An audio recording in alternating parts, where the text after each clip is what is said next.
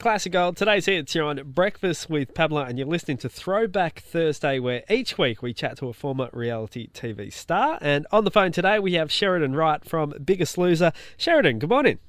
Hi, how you doing? Very good. Now, you were on season 3 of The Biggest Loser back in 2008, so quite a few years removed. Does it feel like a lifetime ago that you were on our TV screens, or just the other week? A little bit of both, to be honest. I keep forgetting how long ago it was, and then realised that I was sort of 26, 27 when I did that show, and it was a really long time ago. And yet, in other ways, it doesn't feel like very long at all, because we're still, people are still interested and people still touch base and want to talk about it, even though it was so long ago. So it never really seems that far away. Now, looking back on it now, was weight the only reason why you decided to go on Biggest Loser, or were there some other reasons as well? No, see, I'm a bit of a boring one in the fact that, there were people that sort of were motivated by money or exposure, and I was a bit lame. I actually thought that I was single because I was really overweight and I was really lonely. So I thought that if I became an epic babe, that, that would all of a sudden, resolve itself. So mine was a really daggy reason. Now, did that help in the end? It did and it didn't. So it definitely sort of kick-started a very funny, last few years of dating, which has been an interesting process itself. But it did definitely give me confidence, and did sort of maybe teach me that wasn't, perhaps I was searching in all the wrong places instead. Biggest Loser, for me, it's quite a confronting show as a viewer, and I assume as a contestant as well. It's a lot like maybe Big Brother, that you're under the microscope, and not really like Australian Idol or The Mole, where we don't get to see all, I guess, your flaws and the really inside of your mind about how everything works. How hard was that opening up, and especially that first weigh-in where you put on full display in front of all of Australia? How hard was that to do in that first week? Oh, look, even the pre-process of having the production come to your house where they film all of that stuff, and that was really hard. And there's sort of, my coping mechanism had always been humour and self-depreciation.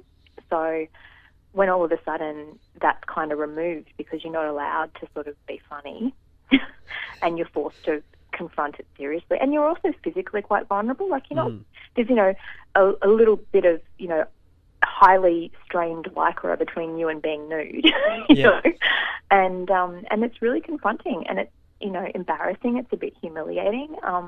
And there is criticism for the show about this sort of concept of fat shaming, which I do understand the criticism of it, because that is the most confronting thing.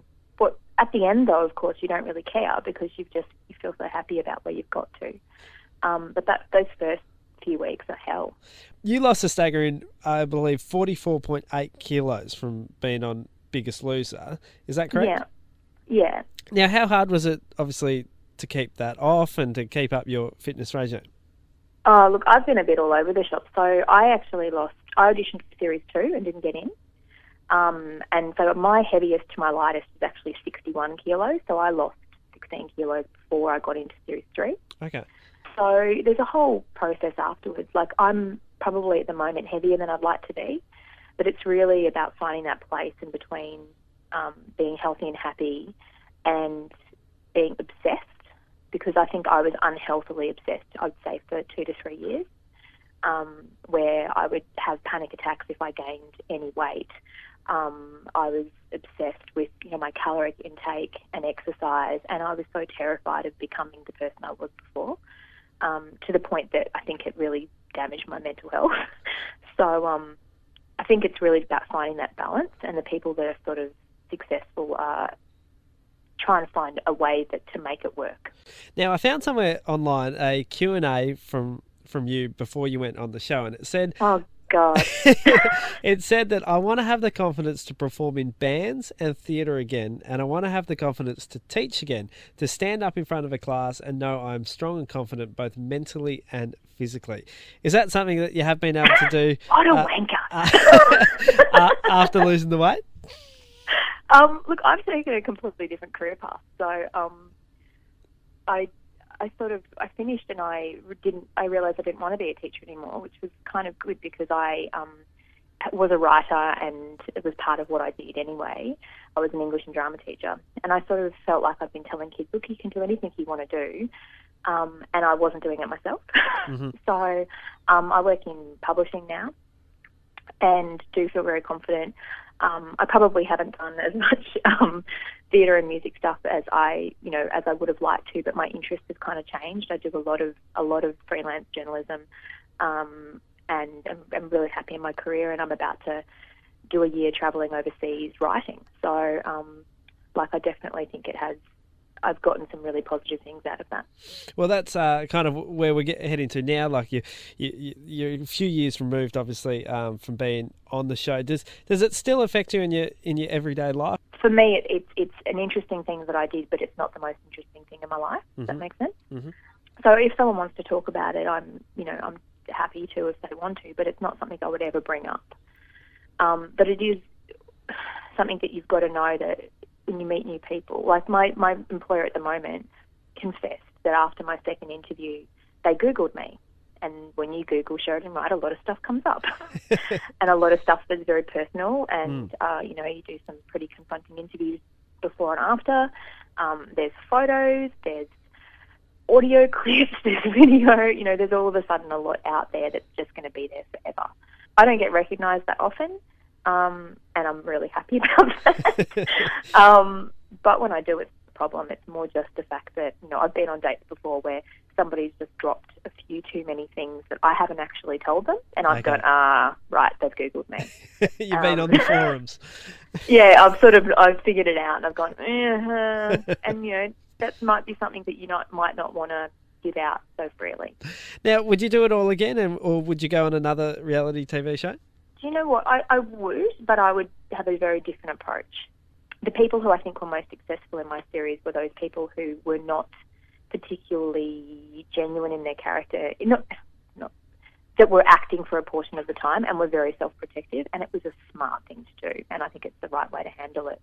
I'm honest to a fault, and I think it bit me in the arse a little bit. Mm-hmm. So I would do it, but I would definitely be more protective of myself. Now, have you watched all of your series back, and do you watch it nowadays as well? I don't actually. So I will watch clips. I haven't had a television for 3 years. Wow. Which is pretty funny considering I was on a show on ABC the last year that was about reality television. Yeah. I specifically watch clips of things that interest me. So I'll YouTube stuff, or, there are certain shows that I really enjoy and I'll seek out and watch. But part of not having a TV for me was not wasting time being inactive. So it kind of, got to practice what you preach. Now, last but not least, do you keep in any contact with the other contestants from the show? Yeah, for sure. So we have an annual reunion every year for, that's open to all contestants. And this year, we hosted it in Melbourne. So we had, I think it was 28 contestants from all series plus partners, and then we did it the year before on the Gold Coast.